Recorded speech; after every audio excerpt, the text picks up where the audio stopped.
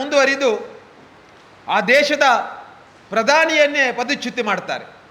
ಎಲ್ಲಿವರೆಗೆ ಅಂದರೆ ಪ್ರಧಾನಮಂತ್ರಿಯ ಮನೆಗೆ ಆಕ್ರಮಣವನ್ನು ಮಾಡ್ತಾರೆ. ಯಾರು ಮಾಡ್ತಾರೆ? ವಿದ್ಯಾರ್ಥಿಗಳ ಹೆಸರಿನಲ್ಲಿ ಆ ದೇಶದ ಮತಾಂಧರು, ಅಂದರೆ ಅದು ಇಸ್ಲಾಂ ರಾಷ್ಟ್ರ ಆಗಬೇಕು ಎನ್ನುವಂಥ ಹುನ್ನಾರ.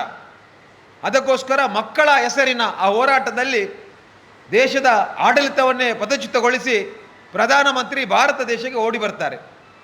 ನಂತರ ಸರ್ಕಾರ ಅಲ್ಲಿ ಪ್ರಜಾಪ್ರಭುತ್ವ ರೀತಿಯಲ್ಲಿ ಆದಂಥ ಸರ್ಕಾರ ಅಲ್ಲ, ಅಲ್ಲಿ ಒಂದು ಸರ್ಕಾರ ಬರ್ತದೆ, ಆ ಮತಾಂತರ ಕೈಗೊಂಬೆ ಆದಂಥ ಯೂನಿಸ್ ಸರ್ಕಾರ.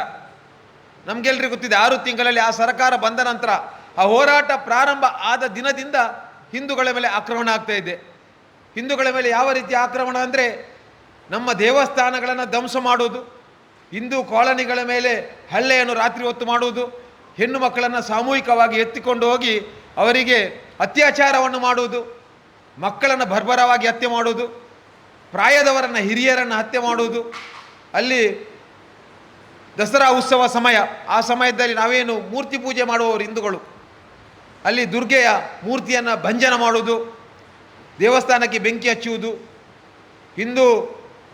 ಹಿಂದೂಗಳು ಯಾರು ಸರ್ಕಾರಿ ಕೆಲಸದಲ್ಲಿದ್ದಾರೆ ಅವರನ್ನು ಒತ್ತಾಯ ಮುಖಾಂತರ ರಾಜೀನಾಮೆ ಕೊಡಿಸುವುದು, ಇದೆಲ್ಲವೂ ನಿರಂತರವಾಗಿ ನಡೀತಾ ಇತ್ತು. ಅದರ ಮುಂದುವರಿದ ಭಾಗ ಮೊನ್ನೆ ನಮಗೆಲ್ಲರಿಗೂ ಗೊತ್ತಿದೆ. ಇಸ್ಕಾನ್ ಸಂಸ್ಥೆಯ ಸ್ವಾಮೀಜಿಗಳಾದಂಥ ಚಿನ್ಮಯಿ ಕೃಷ್ಣದಾಸ್ ಇವರ ಬಗ್ಗೆ ನಾವು ಹೇಳಲೇಬೇಕು. ಜಾತಿ ಮತ ಪಂಥವನ್ನು ನೋಡಲಿಲ್ಲ. ಬಾಂಗ್ಲಾದೇಶಕ್ಕೆ ತೊಂದರೆ ಆದಾಗ, ಅದು ನೆರೆ ಇರ್ಬೋದು, ಕೋವಿಡ್ ಇರ್ಬೋದು, ಯಾವುದೇ ಸಂಕಷ್ಟ ಬಂದಾಗ ಜಾತಿ ಧರ್ಮವನ್ನು ನೋಡದೆ ತನ್ನ ಆಶ್ರಮಕ್ಕೆ ಕರೆದು, ಮುಸಲ್ಮಾನರಿರ್ಬೋದು ಬೇರೆ ಯಾರೋ ಇರ್ಬೋದು, ಎಲ್ರಿಗೂ ಅನ್ನವನ್ನು ಹಾಕಿದವರು. ಗ್ರಾಮಕ್ಕೆ ಮನೆಗೆ ಹೋಗಿ ಏನು ನಾವು ಇವತ್ತು ಕೋವಿಡ್ನ ಸಮಯದಲ್ಲಿ ಕಿಟ್ ಅಂತ ಹೇಳ್ತಿದ್ದೆವು, ಅವರಿಗೆ ಊಟೋಪಚಾರಕ್ಕೆ ಬೇಕಾದಂಥ ವಸ್ತುಗಳು, ಅದನ್ನು ತಾವೇ ಸ್ವತಃ ಕೈಯಲ್ಲಿ ಹಿಡ್ಕೊಂಡು ಹೋಗಿ ಕೊಟ್ಟಂಥ ಒಬ್ಬ ದೊಡ್ಡ ಸ್ವಾಮೀಜಿಗಳು. ಅಷ್ಟೆಲ್ಲ ಸೇವೆ ಮಾಡಿದವರು. ಜಗತ್ತಿನಲ್ಲಿ ಇವತ್ತು ಇಸ್ಕಾನ್ ಸಂಸ್ಥೆ ಅಂತ ಕೇಳಿದ ಕೂಡಲೇ ಅದು ಒಂದು ಕೇವಲ ಕೃಷ್ಣನ ಪೂಜೆ ಮಾಡುವಂಥ ಸಂಸ್ಥೆ ಬಿಟ್ಟರೆ ಯಾವುದೇ ರಾಷ್ಟ್ರದ್ರೋಹ ಕೆಲಸ ಮಾಡಿದಂಥ ಉದಾಹರಣೆ ಇಡೀ ಜಗತ್ತಿನ ಯಾವುದೇ ಇಸ್ಕಾನ್ ಸಂಸ್ಥೆಗಿಲ್ಲ. ಆದರೆ ಬಾಂಗ್ಲಾದೇಶದ ಸರ್ಕಾರ ಇಸ್ಕಾನ್ ಸಂಸ್ಥೆಯನ್ನು ರಾಷ್ಟ್ರದ್ರೋಹ ಅಂತ ಘೋಷಣೆ ಮಾಡ್ತದೆ. ಅಲ್ಲಿಯ ಸ್ವಾಮಿಗಳು ರಾಷ್ಟ್ರದ್ರೋಹಿ ಅಂತ ಕೇಸ್ ಹಾಕ್ತಾರೆ. ಅಷ್ಟು ಮಾತ್ರ, ವಿಮಾನ ನಿಲ್ದಾಣಕ್ಕೆ ಬಂದಾಗ ಅವರನ್ನು ಬಂಧನ ಮಾಡ್ತಾರೆ. ಇಡೀ ಜಗತ್ತಿನಲ್ಲಿರುವಂಥ ಹಿಂದೂಗಳು ವಿರೋಧ ಮಾಡ್ತಾರೆ. ಆದರೂ ಕೂಡ ಅವರ ಮೇಲೆ ಸುಳ್ಳು ಕೇಸು, ರಾಷ್ಟ್ರದ್ರೋಹದ ಕೇಸನ್ನಾಕಿ ಅವರಿಗೆ ಜಾಮೀನು ಸಿಗದಂತೆ ಅವರನ್ನು ಜೈಲಿನಲ್ಲಿ ಇಡ್ತಾರೆ. ಮೊನ್ನೆ 2 ಜನ ಸ್ವಾಮೀಜಿಗಳು ಅವರನ್ನು ನೋಡಲಿಕ್ಕೆ ಜೈಲಿಗೆ ಹೋದಾಗ ಆ ಜೈಲಿಗೆ ಹೋದ ಸ್ವಾಮೀಜಿಗಳನ್ನು ಇವತ್ತು ಬಂಧನ ಮಾಡಿದ್ದಾರೆ. ಇವತ್ತು ನಮಗೆಲ್ಲರಿಗೂ ಗೊತ್ತಿದೆ, ಅಲ್ಪಸಂಖ್ಯಾತ ಸಮುದಾಯ, ಮುಸ್ಲಿಂ ಸಮುದಾಯಕ್ಕೆ ಜಗತ್ತಿನಲ್ಲಿ ಎಲ್ಲಿಯಾದರೂ ತೊಂದರೆ ಆದಾಗ ಜಗತ್ತಿನ ಎಲ್ಲ ವಿಚಾರವಾದಿಗಳು, ಬೇರೆ ಬೇರೆ ಮಾನವತಾ ಹಕ್ಕಿನ ಸಂಸ್ಥೆಗಳು ಎದ್ದು ನಿಂತು ಅವರ ಬಗ್ಗೆ ಮಾತಾಡ್ತಾರೆ. ಇವತ್ತು ನಾವು ಪ್ರಶ್ನೆ ಮಾಡ್ತಾ ಇದ್ದೇವೆ, ಜಗತ್ತಿನಲ್ಲಿರುವ ಈ ಮಾನವ ಹಕ್ಕಿನ ಏನೇನು ಬೇರೆ ಬೇರೆ ಸಂಸ್ಥೆಗಳಿದೆ, ವಿಚಾರವಾದಿಗಳ ಸಂಘ ಸಂಸ್ಥೆಗಳಿದೆ, ಎಲ್ಲಿದೆ ಎನ್ನುವಂಥ ಪ್ರಶ್ನೆ ನಾವು ಮಾಡ್ತಾ ಇದ್ದೇವೆ.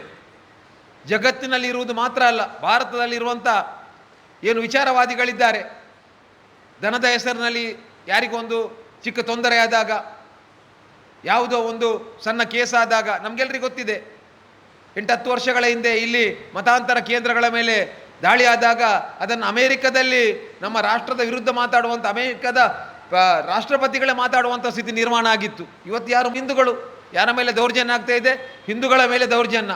ಹಿಂದೂಗಳು ಮನುಷ್ಯರಲ್ವಾ, ಮಾನವರಲ್ವಾ? ಅವರಿಗೆ ಮಾನವ ಹಕ್ಕು ಆಯೋಗ ಇಲ್ವಾ? ವಿಶ್ವಸಂಸ್ಥೆ ಇವತ್ತು ಮಾತಾಡ್ತಾ ಇಲ್ಲ, ವಿಶ್ವ ಸಮುದಾಯ ಮಾತಾಡ್ತಾ ಇಲ್ಲ. ಹಾಗಾಗಿ ಹಿಂದೂ ಸಮಾಜವೇ ಇವತ್ತು ಮಾತಾಡುವಂಥ ಸ್ಥಿತಿ ನಿರ್ಮಾಣ ಆಗಿದೆ. ಹಾಗಾಗಿ ನಾವು ಮಂಗಳೂರಿನಲ್ಲಿ, ವಿಶೇಷವಾಗಿ ದಕ್ಷಿಣ ಕನ್ನಡ ಜಿಲ್ಲೆಯಲ್ಲಿ ನಮ್ಮೆಲ್ಲ ಹಿಂದೂ ಸಮಾಜವನ್ನು ಒಟ್ಟುಗೂಡಿಸಿ ಎಲ್ಲರೂ ಸೇರಿ ದೊಡ್ಡ ಮಟ್ಟಿನಲ್ಲಿ ಈ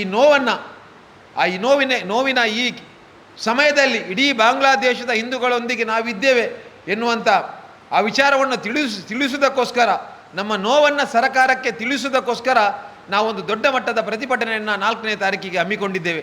ಇವತ್ತು ನಮ್ಮ ಕೇಂದ್ರ ಸರ್ಕಾರವನ್ನು ಕೂಡ ನಾವು ಒತ್ತಾಯ ಮಾಡ್ತಾ ಇದ್ದೇವೆ. ಕೇಂದ್ರ ಸರ್ಕಾರ ಕೂಡಲೇ ಮಧ್ಯಪ್ರವೇಶವನ್ನು ಮಾಡಬೇಕು. ಈ ಬಾಂಗ್ಲಾದೇಶದಲ್ಲಿರುವಂಥ ಹಿಂದೂಗಳ ಮೇಲೆ ಆಗುವಂಥ ಅನ್ಯಾಯದ ವಿರುದ್ಧ ಕೂಡಲೇ ಅದರ ಬಗ್ಗೆ ಕ್ರಮವನ್ನು ಕೈಗೊಳ್ಳಬೇಕು. ಯಾಕೆಂದರೆ ಭಾರತಕ್ಕೆ ಇವತ್ತು ನಿಜವಾಗಿ ಒಂದು ಲೆಕ್ಕದಲ್ಲಿ ಪೂರ್ಣವಾದ ಹಕ್ಕಿದೆ. 1971 ಇಸವಿಯಲ್ಲಿ ಇವತ್ತು ಬಾಂಗ್ಲಾದೇಶ ಅಂತ ಹೇಳ್ತಾರೆ. ಆ ಬಾಂಗ್ಲಾದೇಶ ನಿರ್ಮಾಣ ಮಾಡಿದೆ ಯಾರಂದರೆ ಭಾರತ. ಯಾಕೆಂದರೆ ನಮಗೂ ಹಕ್ಕಿದೆ. ನಾನು ಕೂಡ ಆ ಸಮಯದಲ್ಲಿ ಶಾಲೆಗೆ ಹೋಗುವ ವಿದ್ಯಾರ್ಥಿ. ನಮಗೂ ಕೂಡ ಒಂದು ಸಣ್ಣ ಕೂಪನನ್ನು ಕೊಟ್ಟಿದ್ದರು, 25 ಪೈಸೆ. ನನಗೆ ನೆನಪಿದೆ ಇವತ್ತು ಕೂಡ. ನನ್ನ ಮನೆಯಿಂದ ಕೂಡ ನಾನು ಬಟ್ಟೆಯನ್ನು, ಹಳತ್ತು ಬಟ್ಟೆಯನ್ನು ಇದು ಎಲ್ಲಿಗೆ ಕೊಡುವುದಂತ ಶಾಲೆಯಲ್ಲಿ ಕೇಳಿದಾಗ ಇದನ್ನು ಬಾಂಗ್ಲಾದೇಶಕ್ಕೆ ಕೊಡಲಿಕ್ಕೆ ಅಂತ ಹೇಳಿದರು. ಅಂದರೆ ನಮ್ಮ ಪ್ರತಿಯೊಂದು ಈ ಭಾರತದ ಪ್ರಜೆಗಳು ಕೂಡ ತನ್ನ ಹಾಕುವಂಥ ಬಟ್ಟೆಯನ್ನು ಕೂಡ ಬಾಂಗ್ಲಾದೇಶಕ್ಕೆ ಕೊಟ್ಟು ಕಳಿಸಿದ್ದೇವೆ. 25 ಪೈಸೆಯ ಕೂಪನನ್ನು ಸಂಗ್ರಹ ಮಾಡಿ ಹಣವನ್ನು ಕೊಟ್ಟಿದ್ದೇವೆ. ಆ ದೇಶಕ್ಕೆ ಸ್ವಾತಂತ್ರ್ಯವನ್ನು ತಂದು ಕೊಟ್ಟಿದ್ದೇವೆ. ಪಾಕಿಸ್ತಾನದಿಂದ ಬೇರ್ಪಡಿಸಿ ಅವರಿಗೆ ಇದು ಜಾತ್ಯತೀತ ರಾಷ್ಟ್ರ ಆಗಬೇಕು ಅನ್ನುವಂಥ ವಿಚಾರವಾಗಿ ಅವರಿಗೆ ಸ್ವಾತಂತ್ರ್ಯವನ್ನು ಕೊಟ್ಟವರು ಯಾರಿಗೆ ಅಂದರೆ ಭಾರತದವರು. ನಮ್ಮ